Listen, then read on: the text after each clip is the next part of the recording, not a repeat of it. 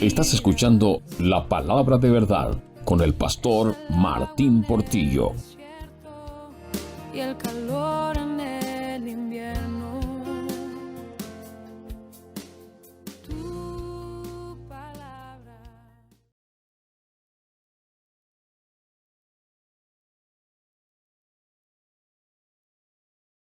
Ok, acabamos de leer Hechos capítulo 9, verso 26 al 31. Básicamente en este pasaje se nos habla de la reacción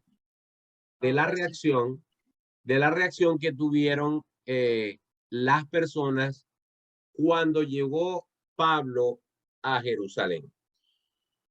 De todas maneras, yo me equivoqué porque adelanté un pedazo que no habíamos leído. Nosotros llegamos la semana pasada hasta el versículo, si no me equivoco, llegamos hasta el versículo 19. ¿Okay? Sí, hasta el 19. Exacto. Entonces, yo no sé por qué me adelanté hasta el 26 cuando realmente me faltó leer lo anterior. Así que yo lo voy a leer. Versículo 20 en adelante dice lo siguiente. Habíamos quedado en el versículo 19 cuando Ananías fue hasta donde estaba Pablo, le impuso las manos, este recibió el Espíritu Santo y luego fue bautizado. Antes de continuar, pregunto. Dijimos la semana pasada que a Pablo le impusieron las manos y recibió el Espíritu Santo. ¿Cuál es la condición y sine qua non? ¿Cuál es la condición sine qua non? No puede faltar esa condición. Se tiene que cumplir de todas para que una persona pueda recibir el Espíritu Santo. Adelante, Belkín. Haber creído en nuestro Señor Jesucristo como nuestro único y suficiente Salvador. Exactamente. Haber creído como nacer de nuevo, arrepentirse, creer, ser redimido, justificado y sellado por el Espíritu Santo. Ahora bien, el apóstol Pablo recibió el Espíritu Santo igual que lo recibieron los discípulos en el aposento alto. Pero ¿cuál fue la diferencia en esta ocasión? Que no sea Belkemi. ¿Cuál fue la diferencia entre la recepción del Espíritu Santo de los discípulos en el aposento alto y cuál es la diferencia con Pablo cuando recibe el Espíritu Santo? Alguien que me diga. Adelante, Anita. Adelante. Que no habló en lengua. Que Pablo no habló en lengua. Muy bien, perfecto. ¿Y alguien puede explicarme, puede ser la misma Anita, por qué no habló en lenguas?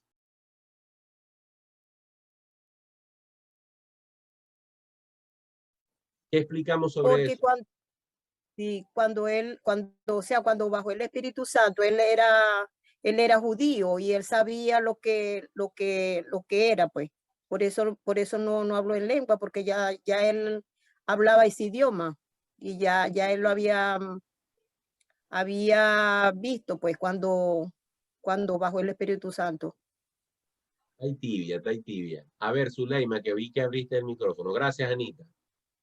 Bueno, porque el Espíritu Santo habló en lengua por medio de los discípulos cuando estaban en la fiesta en Jerusalén, ¿verdad? Que venían los hebreos de todas las partes que estaban en el mundo y algunos ya hablaban otro dialecto, otro idioma.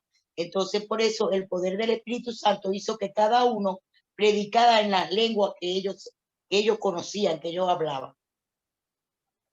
En cambio, aquí la situación de Pablo es con los discípulos, ¿verdad? Él no le iba a predicar a grandes masas, ni tampoco lo iba a hacer a personas que no entendieran su lengua. Tibia. Estoy tibia. Yo expliqué. A ver, Anita, que Anita quiere réplica. O sea, no sé, porque él recibió el bautismo del Espíritu Santo cuando iba en camino a Judea. Ahí fue cuando él recibió la salvación. Sí, ahí él se consiguió con el Señor, evidentemente a lo que el Señor le habló, él se convirtió, pero necesitaba la imposición de manos de parte de Ananías. Recordemos que estamos en un periodo de transición entre la ascensión de Jesucristo, la venida del Espíritu Santo por primera vez y un manto de apostólico que se está generando, ¿verdad?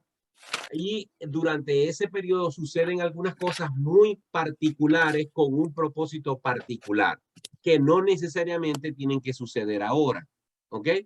Estamos ahí rondando la idea, pero yo expliqué la semana pasada que en el libro de los Hechos se nos manifiestan 4 ocasiones en las cuales aparece el Espíritu Santo posándose, viniendo, sellando, ministrando a un grupo de personas y la manifestación de las lenguas. Y dijimos que en esas 4 ocasiones se justificaba la manifestación de lenguas precisamente porque tiene que ver con esas 4 ocasiones y con las distintas personas que estaban en esos 4 grupos representados. ¿Recuerdan algo de eso?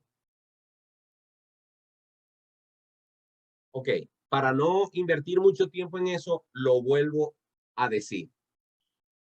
Cuando el Espíritu Santo vino en Pentecostés, ¿dónde estaban los discípulos? ¿Dónde estaban el grupo de personas que había dejado el Señor? En el aposento alto. Estaban todos en el aposento alto, unánime, en oración. Fuera del aposento alto, no se cuentan los creyentes que estaban fuera del aposento alto. Los que estaban en el aposento alto, que eran como 120, unánimes en oración, ¿verdad? ¿Qué características tenían todos en común? A ver, ¿qué características tenían todos los 120 en común? Adelante, Belkeli. Que hablaban un mismo idioma, Pero ¿por qué hablaban el mismo idioma? porque eran judíos. Porque eran judíos. De esos 120 que estaban allí, todos eran judíos. Los judíos que estaban allí representaban a la nación de Israel, al pueblo escogido por Dios, a la descendencia de Abraham. Recuerden que las primicias son para Israel. ¿Se acuerdan cuando una mujer vino a pedirle al Señor que la ayudara, que la sanara? Y el Señor le dice, no está bien darle el pan de los hijos a los perrillos. ¿Se acuerdan de eso? Sonó feo cuando Jesús le dijo a la mujer, no está bien darle la comida de los hijos a los perrillos, porque la mujer no era judía, era sirofenicia. ¿Ok? Pero ella le dijo, sí, Señor, pero aún los perrillos se alimentan de las migajas que caen de la mesa. Y Jesús, ¿qué dijo? Aún en Israel no he visto tal fe. Pero lo que Jesús está diciendo es verdad. La primicia del Mesías y de los dones del Mesías, los primeros son Israel. Israel no puede decir que Dios no lo tomó en cuenta. Todo lo contrario. Ellos fueron los receptores de la primicia. Y lo dijimos en Juan capítulo 1, verso 11, dice, a lo suyo vino y los suyos no le recibieron. Y ya dijimos también en Romanos 1:16 que Pablo dice, porque no me avergüenzo del evangelio, porque es poder de Dios para salvación a todo aquel que cree, primeramente al judío y también al griego. Reitero, la primicia de la salvación del Mesías y del Espíritu Santo tenía que ser primero para los judíos. Además, Jesucristo le dice a los discípulos, y me seréis testigos, ¿dónde? En Jerusalén. Primero Jerusalén. Jerusalén es el epicentro. Jerusalén es el epicentro. Después en Samaria, después en Judea y hasta lo último de la tierra. ¿Por qué Jerusalén?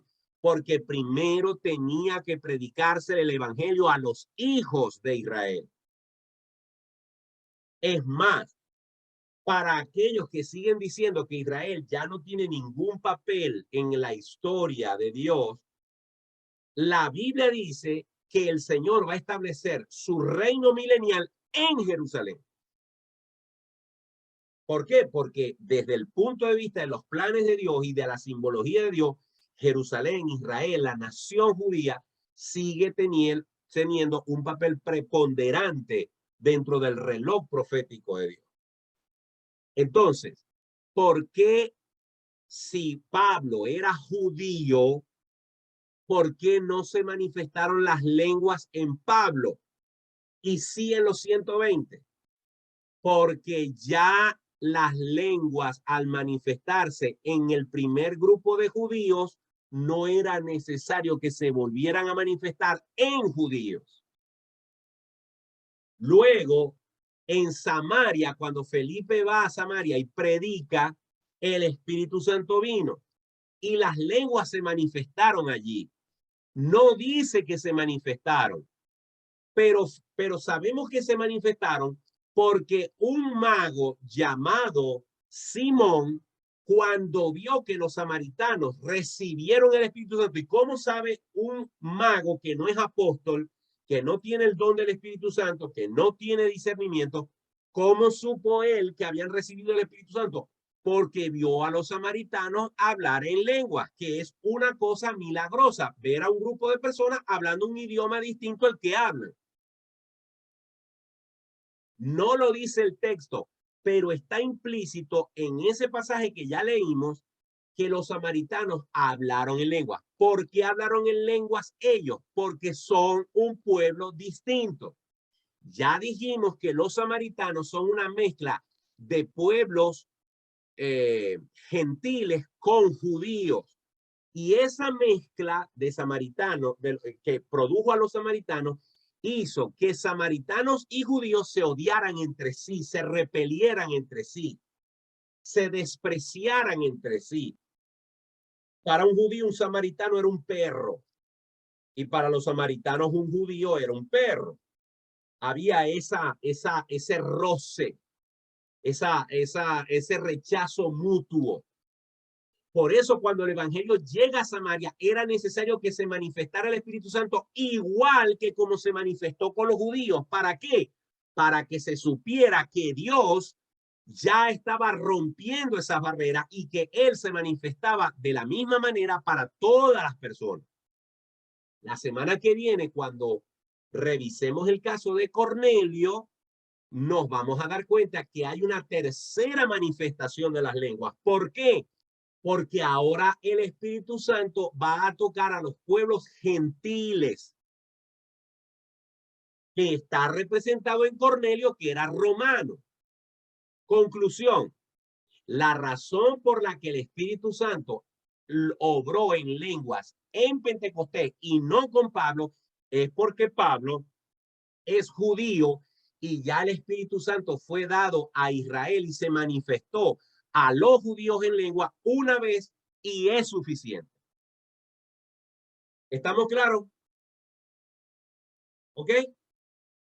Esa es la razón por la que en Pablo no se manifestaron las lenguas. Muy bien. Gracias por la manito, Zuleika. Ok. Entonces, versículo 20.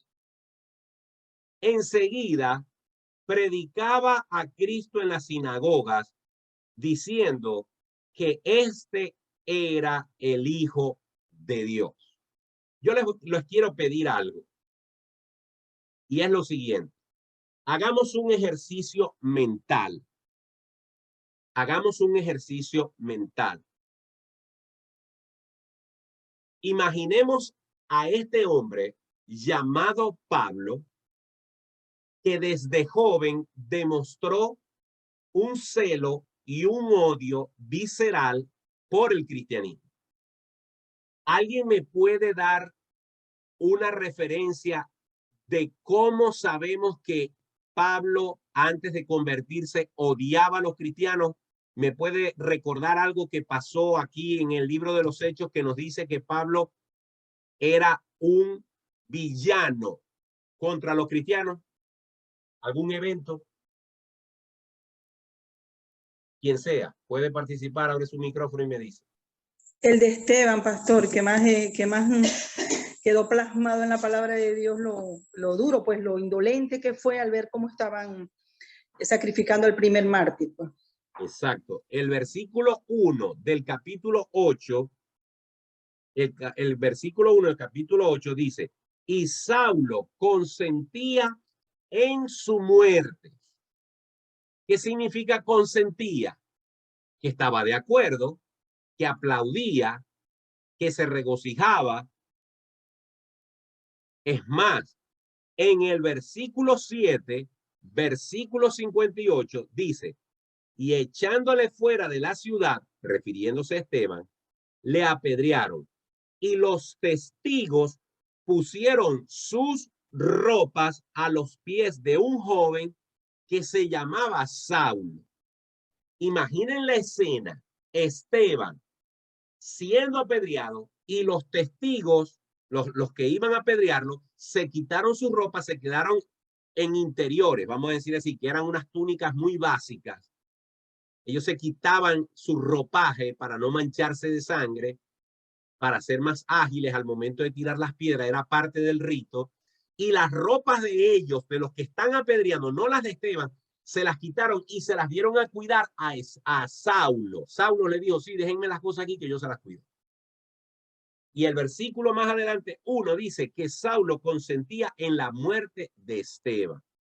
O sea, Saulo era un hombre que odiaba a los cristianos. ¿Ok? Versículo 3 del capítulo 8 dice, y Saulo asolaba la iglesia y entrando casa por casa arrastraba a hombres y a mujeres y los entregaba en la cárcel.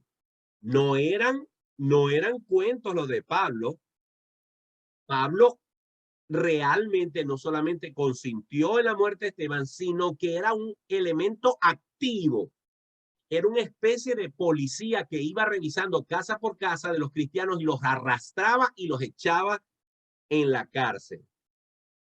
En el versículo 9, en el versículo 1 del capítulo 9, nos vuelve a dar otra muestra del odio de Saulo por los cristianos. Dice, Saulo respirando, así comenzamos la semana pasada, respirando aún amenazas y muerte contra los discípulos del Señor, vino el sumo sacerdote y le pidió cartas para la sinagoga de Damasco a fin de que sí hallase algunos hombres o mujeres de este camino, los trajese presos a Jerusalén.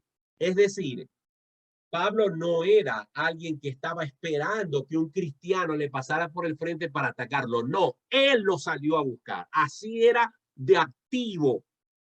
Pablo era un perseguidor.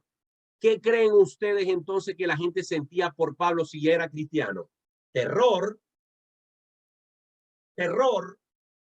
Por eso es que cuando el Señor le dice a Ananías, ve a la casa de, dice, ve a la calle derecha y busca en casa de Judas a uno llamado Saulo de Tarso, porque aquí él ora. Dice, Ananías respondió, versículo 13, he oído de muchos acerca de este hombre, cuántos males ha hecho a tus santos en Jerusalén.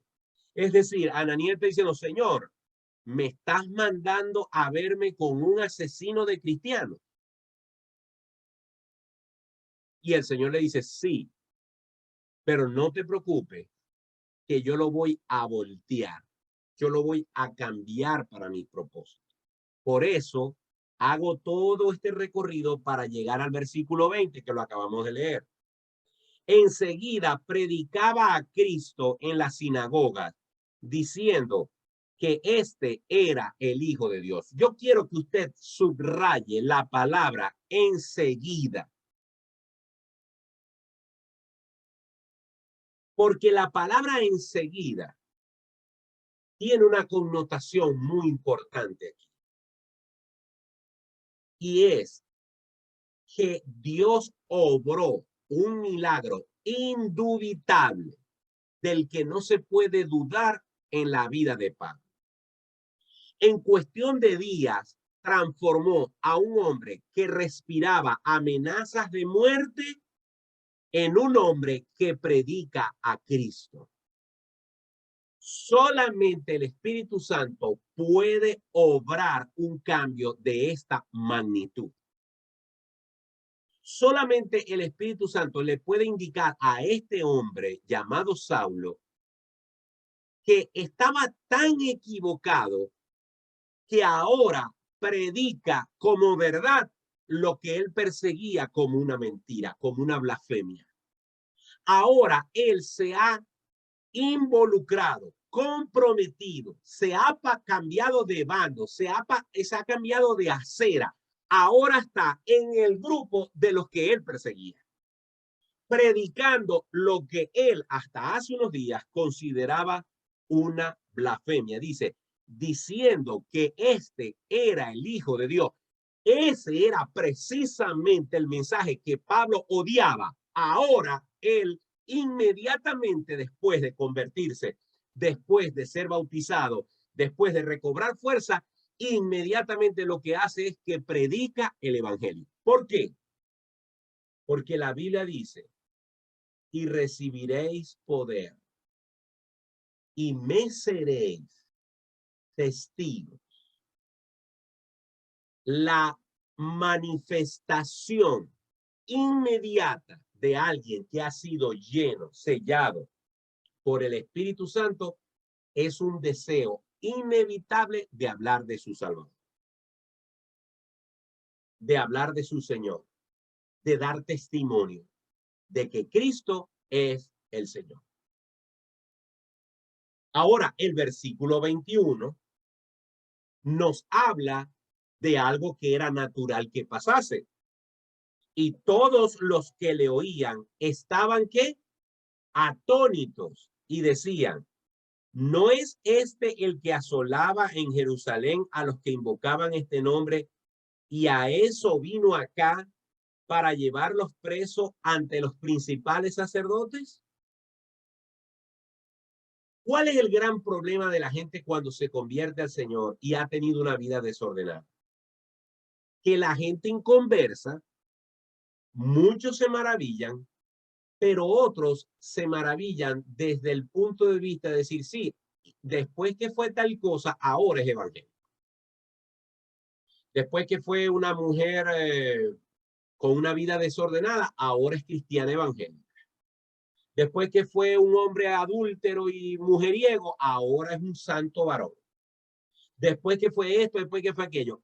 A la gente le cuesta aceptar que alguien que vivió una vida de pecado pueda ser cambiado por el Señor. Pero bueno, vamos a ser sinceros. Si yo hubiese estado en ese tiempo, lo más seguro es que yo me hubiera puesto en la misma actitud de estas personas. ¿Por qué? Porque los humanos nos cuesta comprender la forma en la que Dios actúa. Además, hay un refrán muy famoso que dice, cría fama y échate a dormir. Es más, Pablo batalló por años con este problema.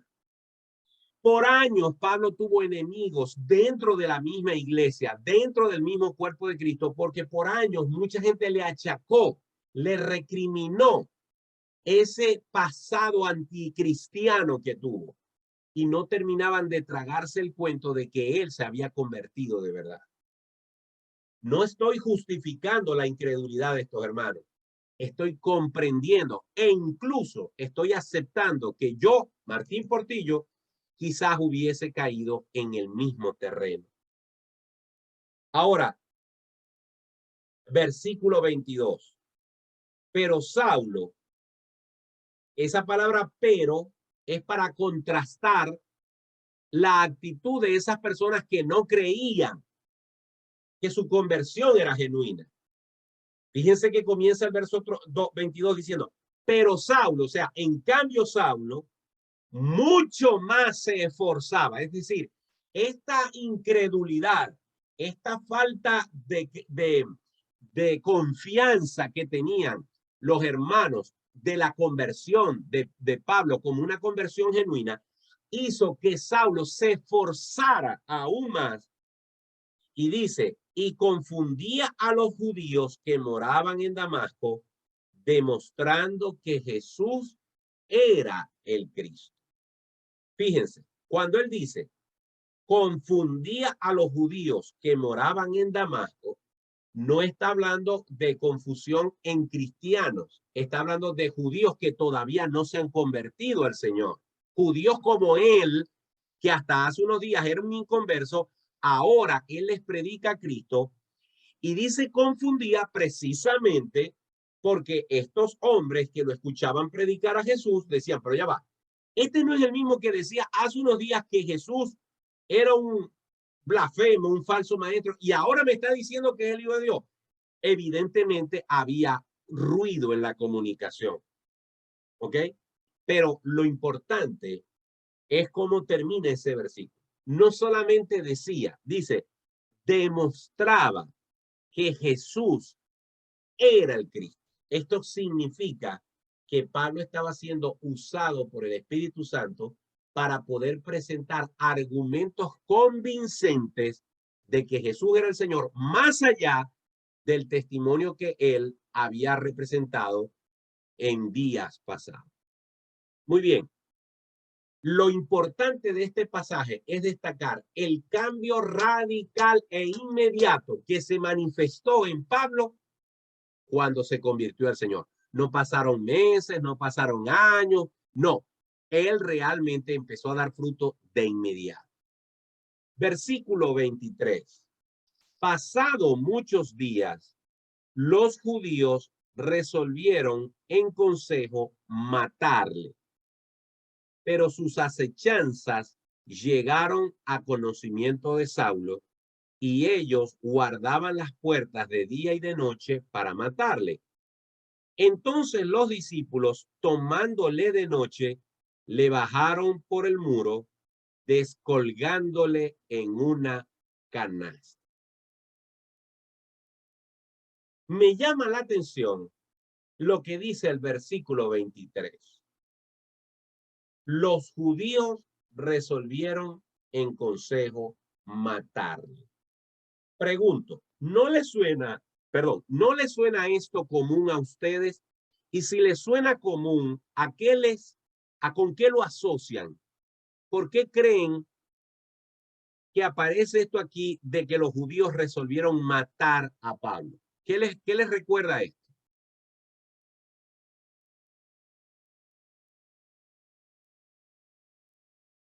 A ver.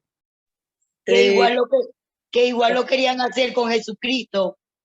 Ellos buscaban matarlo. Ajá. Entonces, Ajá. imagínate, después Okay. que una persona como Saulo, ¿verdad? Con sus antecedentes, Ajá. viene a predicar que es verdad, que sí lo crucificaron, que no creyeron en él, también querían taparle la boca porque estaba enviando el mismo mensaje que había traído Cristo. Ajá, muy bien, Belkeli. Eso mismo iba a decir, pastor, eso mismo iba a decir yo. Ajá, Lo okay. asocié con Les recuerda la actitud de los judíos contra Jesús. ¿Qué más les recuerda? A ver, ¿quién más? contra el mismo Esteban.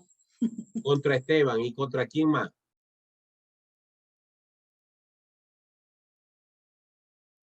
Contra Pedro, contra Juan y contra todos los que hasta ese momento habían predicado a Cristo. Todo el que se anotaba en el equipo de predicar y anunciar a Jesucristo, ¿cuál era el precio? Persecución, rechazo y en este caso hasta la posibilidad de pagar con su propia vida el hecho de predicar a Cristo.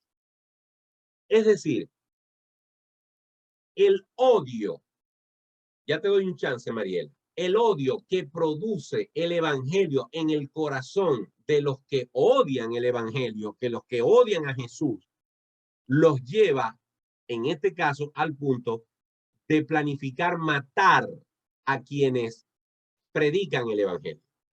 No es algo nuevo. El evangelio, a medida que ha llegado a ciertos lugares religiosos, pues es casi un tiro al piso, como decimos en Venezuela, es casi seguro que va a causar persecución.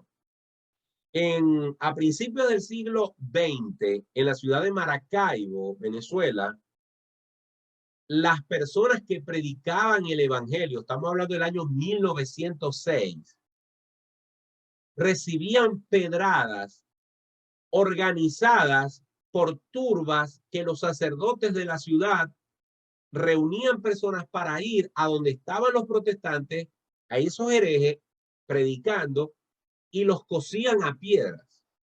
No les importaba si partían una cabeza o mataban a alguien. Estamos hablando del siglo XX.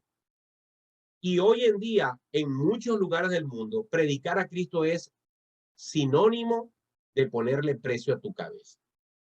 Ahora bien, una persona que sigue predicando a Cristo a pesar de eso, definitivamente está demostrando que ha entendido el evangelio y sabe que posiblemente el precio de predicar a Cristo es que va a sufrir persecución. A ver, Mariela Salazar levantó la mano por allí. Gracias, Mariela, por conectarse y gracias, Mariela Salazar, y Carlos, me imagino que también está por ahí. Yo Adelante. estoy ahorita con mi mamá, pastor. Más bien me desconecté tarde. Buenas noches y bendiciones a todos. Amén. Ajá. Pastor, que eso mismo sigue pasando ahorita en algunos lugares cuando son radicales, como dice usted, que matan a los cristianos. O sea, creo que los easy.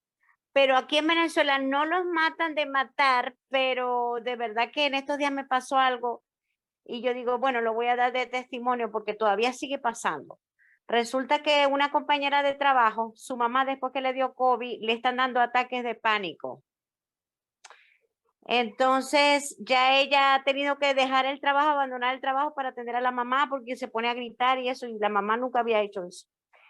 Entonces yo le dije a ella, le recomendé, que por cierto viven cerca.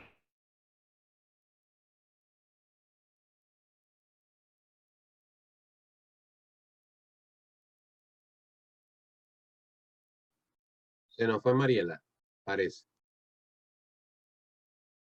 Ok. Vamos a ver si se conecta, la dejamos hablar, pero parece que se nos fue. Ok. Entonces, hermano, lo que estaba resaltando era el precio de seguir a Cristo está asociado siempre a algún tipo de persecución, algún tipo de rechazo. Y vemos aquí que la forma en la que Pablo resolvió salir de esta situación es que los discípulos lo bajaron de noche por los muros de la ciudad. ¿Por qué? Porque lo estaban vigilando por las puertas. En ese entonces recuerden que muchas ciudades no estaban abiertas, sino que estaban rodeadas por un muro. Entonces a él lo bajaron por una canasta de una de las torres, me imagino yo, de algunas de los muros de la pared, de la ciudad, para poderlo librar de la persecución que traía. Versículo 26. Ahora sí entramos en el pasaje que ya nos leyó hace unos minutos Zuleima. De aquí quiero destacar rápidamente algunas cosas. En primer lugar, el versículo 26 comienza prácticamente como comenzó el versículo 20, donde nos dice, cuando llegó a Jerusalén, trataba de juntarse con los discípulos, pero todos le tenían miedo, no creyendo que fuese discípulo. Definitivamente, donde Pablo vaya ahora, la actitud, la respuesta va a ser la misma. La gente no va a creer, le va a costar creer y le van a tener miedo, como lo dice ahí mismo la palabra. Entonces Bernabé, que era alguien que evidentemente sí había creído en Pablo, pero que además de eso tenía una buena relación con los apóstoles, Bernabé digamos que fue un puente. Y por eso es que a partir de aquí vamos a ver que Bernabé y Saulo por mucho tiempo se convierten en llavecitas. Se convierten en dos personas muy unidas. Porque Bernabé fue ese puente entre el Pablo recién convertido, el Pablo que todo el mundo cree que es un perseguidor, y los cristianos de Jerusalén que habían visto a Pablo participar de la muerte de Esteban y ahora lo ven en una actitud distinta. Miren, aquí creo que no hay hermanos cubanos, pero como los ha habido en otras oportunidades con nosotros en la reunión. Pero en Cuba hay una palabra, que por cierto, no sé si es una mala palabra, pero hay una palabra que es chivato. El chivato en Cuba es una persona que es un soplón. ¿Ok? Es una persona que se sienta a hablar contigo, tú te abres con él, dices algo malo o algo verdadero, en todo caso, contra la revolución comunista, y ese chivato va y te acusa con el comando, no me acuerdo cómo es que lo llaman ellos, los comités de defensa, algo así, y puedes ir preso o el gobierno viene y te dice algo. ¿Tú querías decir algo, Kelly? No, ok. Como te vi así con el bolígrafo, pensé que estás pidiendo la mano, la oportunidad. El chivato es alguien que es un soplón. Entonces, por supuesto, muchos cristianos pensaban humanamente que Pablo podía ser un chivato del cenáculo de los judíos. Este hombre se está haciendo pasar por cristiano para meterse entre nosotros y ver cómo nos agarra infraganti y cómo nos puede causar algún daño. Esa es la razón por la que tenía miedo. Bernabé sirvió de puente para poderle conversar. Fíjense que en el versículo 27 dice, entonces Bernabé, tomándole, lo trajo a los apóstoles. Es muy importante recordar lo siguiente. Los apóstoles conformaban en ese momento la cabeza visible de la iglesia cristiana de ese momento. Los apóstoles, recuerden que eran los seres humanos que habían tocado, palpado, ministrado con el Señor. Y estos apóstoles habían recibido de parte del mismo Señor la delegación del poder apostólico. Es decir, los apóstoles son unos seres humanos que en ese momento están representando el ministerio del Señor Jesucristo en una forma terrenal. Después de los apóstoles, las personas que estuvieron más cerca del Señor Jesús, ningún otro humano, ni ningún otro grupo de humanos ha tenido ese contacto, ese privilegio. Con el último de los apóstoles cesó ese grupo en el cual el Señor delegó sus dones y su poder de una manera particular, especial y muy puntual. Así que los apóstoles representaban la autoridad final de la iglesia en ese entonces. Por eso era importante que Pablo se presentara delante de ellos. Dice allí, y les contó cómo Saulo había visto en el camino al Señor, el cual le había hablado, y cómo en Damasco había hablado valerosamente en el nombre de Jesús. Es muy importante, subraye esta expresión. Bernabé les contó que Saulo vio al Señor. Vio al Señor. ¿Por qué es importante destacar esto? Porque más adelante, no ahora, más adelante, Pablo va a autonombrarse, va a llamarse, va a considerarse, va a afirmar que él también es un apóstol. Que él fue también testigo del Señor Jesucristo resucitado, que lo vio, requisito sine qua non para ser un apóstol. Por eso Bernabé les dice, hey, Este hombre vio al Señor Jesús, que ya no está entre nosotros. Él está en el cielo. Sin embargo, el Señor se le presentó en el camino a Damasco.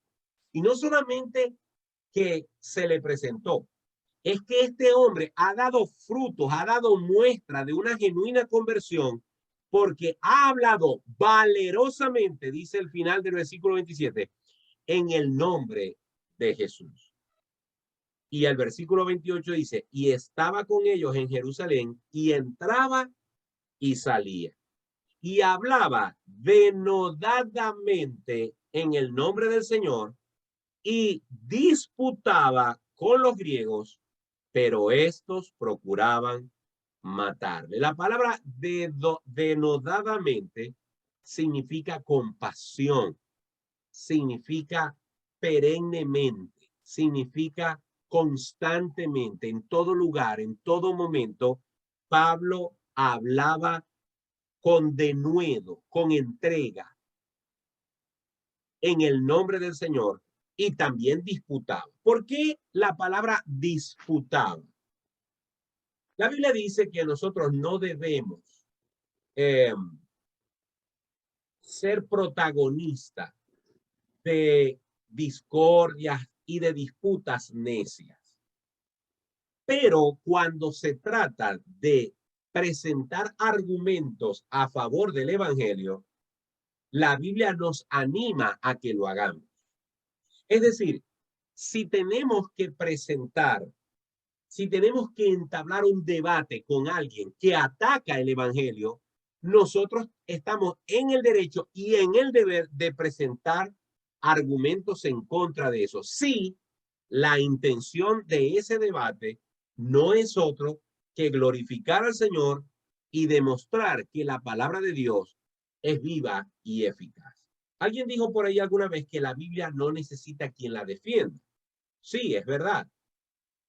Creo que en algunos casos nosotros no debemos tirar nuestras perlas a los cerdos y utilizar el evangelio como un ring de boxeo para pelear sobre nimiedades y tonterías.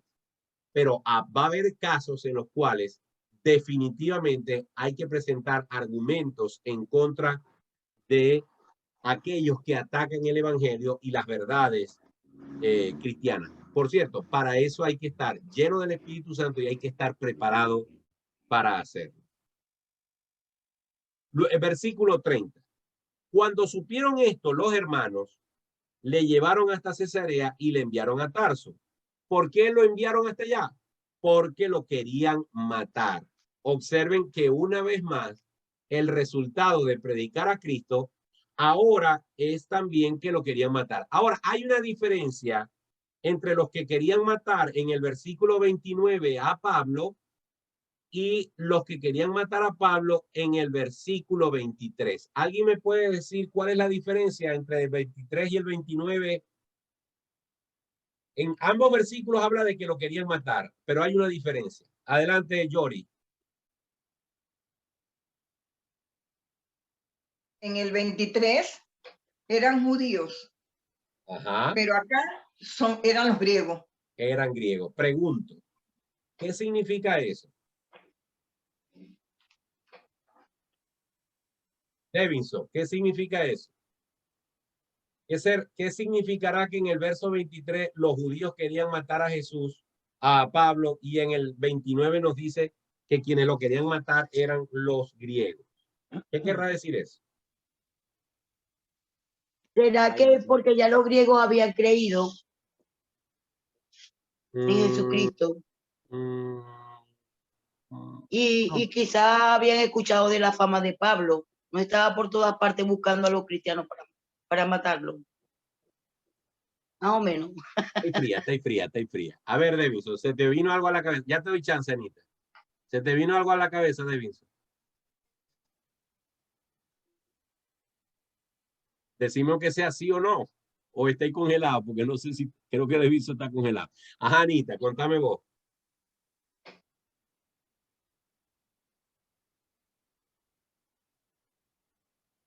No, Anita, tenéis el micrófono cerrado. Tenéis el micrófono cerrado.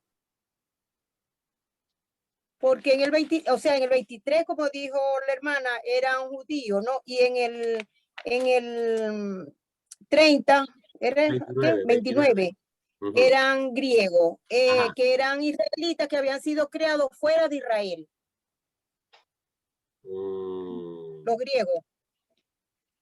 No, no, eran griegos. O sea, acuérdense que los judíos representan a Israel y los griegos representan a los Gentiles.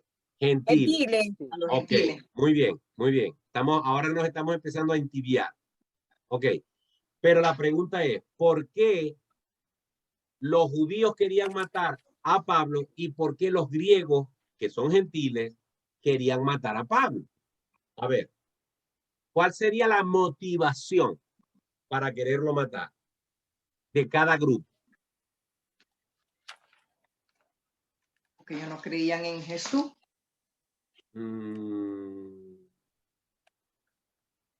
Más o menos. A ver, pongan a mover esas neuronas. Ok, como no tenemos mucho tiempo, les digo. Para los judíos, la ofensa del evangelio era decir que Jesús era Dios, Exacto. que era el Hijo de Dios, que era el Mesías, que era el enviado de Dios, que que la ley no era lo que te salvaba, sino la fe en Cristo Jesús, que no eran las obras, que era el sacrificio de Cristo. Decir todo eso para un judío era ofensivo, porque estaba colocando como aparte todo lo que ellos habían acumulado como un sistema religioso durante siglos. ¿Se acuerdan que cuáles fueron los cargos que le hicieron a Bernabé, a Esteban? Que él estaba predicando en contra de Dios, en contra de Moisés, en contra de la ley y en contra del templo, cosas sagradas para los judíos. Entonces, el odio visceral de los judíos es que el evangelio atenta contra su sistema religioso, contra sus sistemas de verdades. Y Jesús mismo es un impostor y por lo tanto es despreciable al punto de que todo aquel que quiera predicar a ese Jesús y ese evangelio es nuestro enemigo y hay que matarlo. Las motivaciones de los griegos no son las mismas. Las motivaciones de los griegos eran de tipo filosóficas. Acuérdense que los griegos manejaban otros conceptos como el gnosticismo. Ellos tenían un estilo de vida liberal. Ellos tenían un estilo de vida politeísta. Tenían muchos dioses. Ellos consideraban dentro de su filosofía que el cuerpo era el que pecaba, pero el espíritu no. Entonces, cuando Pablo les argumenta desde la cosmovisión de los griegos, cuando Pablo, que sí conoce el mundo griego y que él tiene nacionalidad romana, él tenía tanto nacionalidad romana por el padre, por el padre, como nacionalidad judía por la madre. Como Pablo sí fue un hombre preparado a los pies de Gamaliel, era un hombre que hablaba griego, era un hombre que hablaba hebreo, era un hombre que hablaba otros idiomas, era un hombre preparado, él argumentaba con ellos filosóficamente. Hasta ese momento Pedro había tenido discusiones, era con el cenáculo, con el grupo de los maestros o de los rabíes, los escribas, los maestros de la ley judío. Pero ahora Pablo se está enfrentando con un mundo filosófico que está representado en los griegos. Está contrastando el evangelio de Jesucristo contra la filosofía helénica. Y ahora se ha ganado unos nuevos enemigos. Pero esto no representa otra cosa, sino que el evangelio ahora ha salido del escenario judío para alcanzar un escenario universal. donde están los gentiles. Porque en el mundo hay judíos y gentiles. ¿Quiénes son los judíos? Los descendientes de Abraham desde el punto de vista genético. ¿Quiénes son los gentiles? Todos los que no son judíos. Por eso es que ahora también los griegos procuran matar a Pablo. Es decir, que Pablo no solamente se va a convertir en un predicador de judíos, sino también de gentiles. Es más, eso está en el versículo del capítulo 9 que acabamos de leer. Eso está en el versículo 15. El Señor le dijo a Ananías: ve, porque instrumento escogido me es este, refiriéndose a Pablo, para llevar mi nombre en presencia de los gentiles y de reyes y de los hijos de Israel. Fíjense que aquí ahora el orden está invertido. Yo les he venido diciendo, ¿verdad?, que los que tenían la primicia eran los judíos y después los gentiles. Pero Pablo es llamado para predicarle en primer lugar a los gentiles y también a los de Israel. En otras palabras, la punta de lanza, humanamente hablando, que Dios usa para empezar la predicación dentro del pueblo gentil es Pablo. Y la manifestación o la prueba de que está empezando a causar efecto esa predicación entre los gentiles es que los griegos también lo quieren matar. ¿Ok? Vamos con el versículo 30. Cuando supieron esto, los hermanos le llevaron hasta Cesarea. Hace un rato lo sacaron de Damasco por una ventana. Ahora se lo llevan a otra ciudad. Versículo 31. Entonces las iglesias tenían paz por toda Judea, Galilea y Samaria, y eran edificadas andando en el temor del Señor, y se acrecentaban fortalecidas por el Espíritu Santo. Definitivamente la conversión de Saulo en Pablo de Tarso le bajó un 2, le bajó una intensidad a la persecución de esos días. No es que la persecución se iba a quedar tranquila, pero sí hubo una especie de reposo. ¿Por qué? Porque ahora uno de sus mayores exponentes y protagonistas, me refiero a la persecución, se había convertido al evangelio.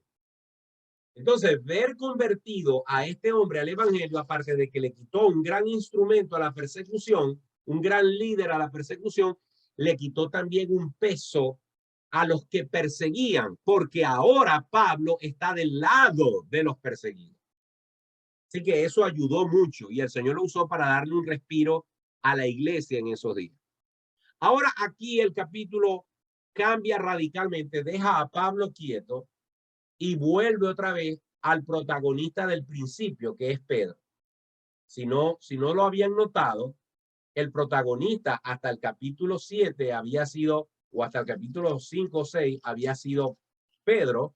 Luego aparece brevemente Esteban y luego aparece Pablo. Pero ahora en el capítulo 9, al final, el protagonismo de la historia regresa a Pedro.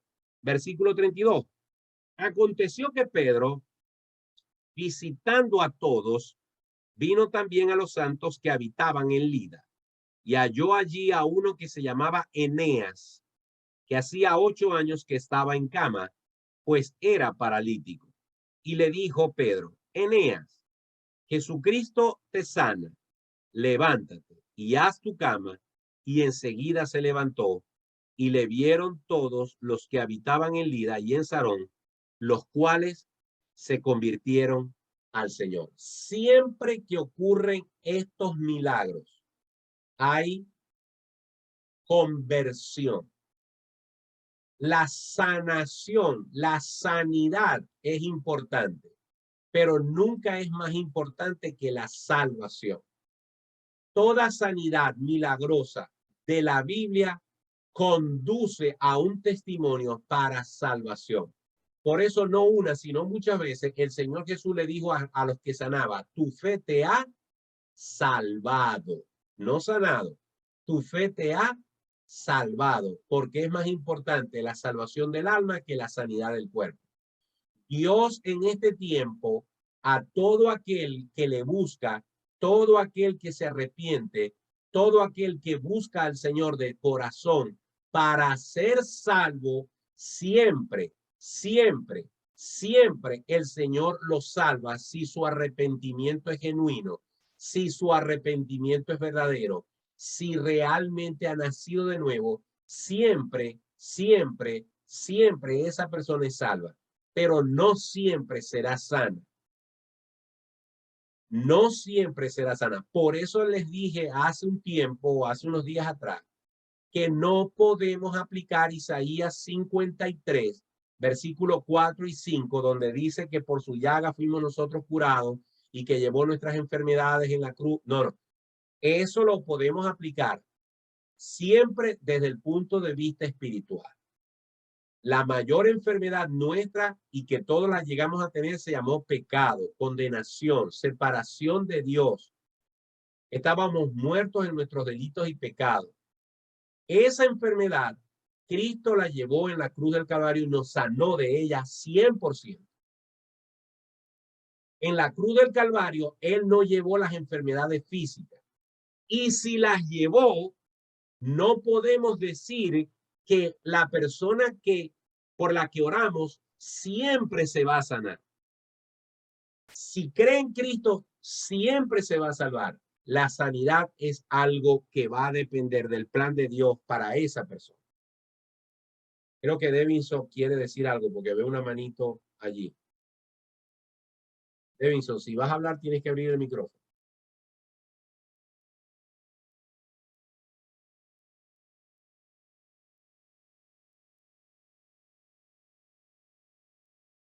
No sé, Devinson, si vas a hablar o no, porque veo una manito blanca. Ah, no, no es Devinson, perdón. Todavía no estoy seguro si Devinson nos está escuchando o no. Ok. Entonces, la salvación en el 100% de los casos es efectiva si la persona ha creído de corazón. La sanidad física dependerá del plan de Dios para esa persona. No podemos equiparar, no podemos poner al mismo nivel la salvación con la sanidad física. ¿Ok? Versículo 36. Había entonces en Jope una discípula llamada Tabita o Tabita, que traducido quiere decir Dorcas. Por cierto, mi mamá se llama Dorca, sin la S. ¿Qué quiere decir Dorcas? Dorcas. Esta abundaba en buenas obras y en limosnas que hacía. Y aconteció que en aquellos días enfermó y murió. Después de lavada, la pusieron en una sala. Y como Lida estaba cerca de Jope, los discípulos, oyendo que Pedro estaba allí, le enviaron 2 hombres a rogarle: no tardes en venir a nosotros. Levantándose entonces Pedro, fue con ellos, y cuando llegó, le llevaron a la sala, donde le rodearon todas las viudas, llorando y mostrando las túnicas y los vestidos que Dorcas hacía cuando estaba con ellas. Por cierto, mi mamá también es costurera. Entonces, sacando a todos, Pedro se puso de rodillas y oró. Y volviéndose al cuerpo dijo: Tabita, levántate. Y ella abrió los ojos y al ver a Pedro se incorporó. Y él, dándole la mano, la levantó. Entonces, llamando a los santos y a las viudas, la presentó viva. Esto fue notorio a toda Jope y muchos creyeron en el Señor. ¿Ven la asociación que les acabo de decir? Muchos creyeron en el Señor. ¿Por qué? Porque el Señor quería hacer un milagro en esa ciudad, en Jope. Y la forma en la que la gente se agolpaba para oír la predicación y convertirse era que Dios hacía un milagro de este tamaño. Y aconteció que se quedó muchos días en Jope, en casa de un cierto Simón curtidor. Esta historia de una mujer llamada Dorcas que muere, por cierto, Dorcas era creyente, no era una inconversa, era una creyente, rodeada de creyentes. Pero esta historia de Dorcas y de Pedro y de unos hombres que lo mandan a buscar, me recuerda un episodio de la Biblia, de los evangelios. ¿A ustedes les recuerda algo? A ver, ¿con qué asocian ustedes esta historia? Algo parecido.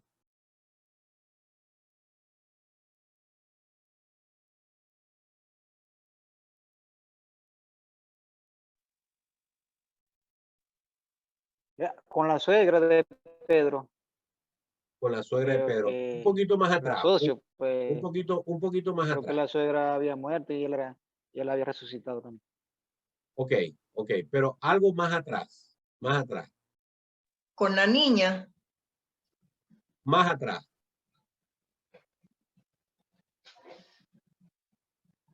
Dorcas está en una ciudad. Pedro está en otra ciudad. Unos discípulos. Lázaro. Ajá. Con Lázaro. Ahora, ¿qué les llama la atención a ustedes de la historia de Lázaro y de esta historia? ¿Y por qué lo asocian? Porque ya habían fallecido Ajá. cuando le avisaron para que fueran a Ajá. resucitarlo. Ajá. Pero no hay una frase allí que les llama la atención. Les voy a dar una pista. Está en el versículo 38. Versículo 38. Levántate y dice, levántate. ¿Ya la tenías abierta? Ahí se refiere a que se apresuraran pues a ir, que no tardaran en ir. Ajá, muy Cuando bien. Jesús- Dice, no tardes en venir a nosotros. Ujú. Yo no estoy diciendo, no estoy tratando de poner algo que la Biblia no dice, pero yo no puedo evitar pensar en que quizás se había hecho notorio aquel hecho de que Jesús lo habían mandado a llamar con 2 días de anticipación, con 2 o más días de anticipación, y Jesús deliberadamente no fue sino 2 días después. Ujú. Ah, bueno, porque Dios tenía un propósito, el Señor tenía un propósito particular para esa vez. Pero yo me imagino, se me ocurre pensar, repito, no lo dice la Biblia, ni lo estoy enseñando como una doctrina. Se me ocurre pensar que esta gente conocía del hecho. Y por eso le dicen a Pedro, mira, ven lo más pronto que puedas. Hay una diferencia. Cuando a Jesús lo mandaron a buscar, Lázaro estaba vivo. Es algo a lo que se refirió Neide. En el caso de Dorcas, ya ella había muerto. Sin embargo, le piden no tardes en venir. ¿Por qué? Porque no la querían enterrar. Mm. A Lázaro, en vista de que nunca llegó Jesús, lo enterraron. Lo enterraron. En cambio, a esta mujer, Pedro está cerca, no la vamos a enterrar, vamos a agotar el último cartucho. Pedro está cerca. Vamos a mandarlo a llamar, pero dile que no se tarde, porque ya esta se murió y no queremos que se nos vaya a echar a perder aquí. Bueno, lo cierto es que Pedro, dice el versículo 39, levantándose, a diferencia de Jesús, que se quedó 2 días más, y así lo dice Juan capítulo 11, se quedó 2 días más. Aquí no, Pedro se levantó y fue con ellos, y cuando llegó le llevaron a la sala. Bueno, ya sabemos todo lo que pasó. Sacó a toda la gente y con autoridad le dijo, levántate, y ella se incorporó. Pero al final la historia es la misma. El propósito es que Dios sea glorificado y que el evangelio sea creído. ¿Por qué? Porque hay un milagro de este tamaño respaldando la predicación. Tu palabra es la voz que me habla en la mañana. Y esto fue La Palabra de Verdad con el pastor Martín Portillo. Y en las pruebas que